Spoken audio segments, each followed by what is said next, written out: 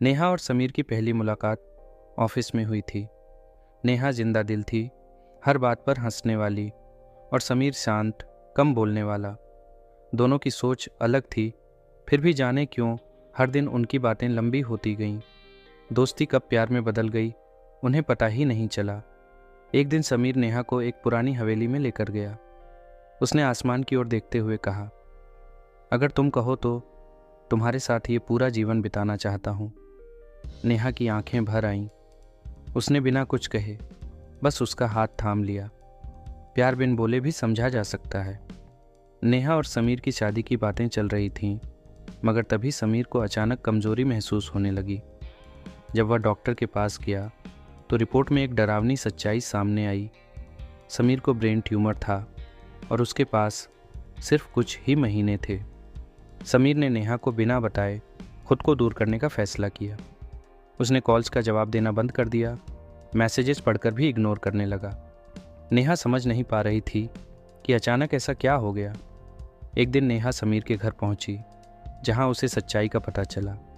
समीर ने उसे देखा और कहा, नेहा, मैं नहीं चाहता कि तुम मेरे जाने के बाद तन्हा रहो।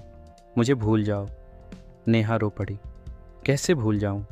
ये प्यार था, कोई अधूरी कहानी नहीं। समीर को अस्पताल में भर्ती करवाना पड़ा। वह बेहद कमज़ोर हो चुका था। नेहा हर दिन उसके पास बैठती, उसे पुरानी बातें सुनाती। एक रात समीर ने कांपते हाथों से एक कागज़ निकाला और कहा, जब मैं ना रहूं तब इसे पढ़ना। समीर की मौत हो गई। नेहा ने कांपते हाथों से उसका खत खोला। उसमें लिखा था, नेहा, मैं जानता हूं कि तुम मुझे हमेशा याद करोगी, मगर मैं चाहता हूं कि तुम आगे बढ़ो। प्यार सिर्फ साथ रहने का नाम नहीं, कभी कभी छोड़कर जाने में भी प्यार होता है। तुम मेरी सबसे खूबसूरत याद हो। नेहा की ज़िंदगी आगे बढ़ गई, पर वह समीर को भूल नहीं पाई। हर साल उसी हवेली में जाकर आसमान की ओर देखती और सोचती, शायद समीर मुझे वहीं से देख रहा होगा। नेहा ने शादी नहीं की, उसने खुद को काम में व्यस्त रखा, मगर समीर की यादें उसके साथ थीं।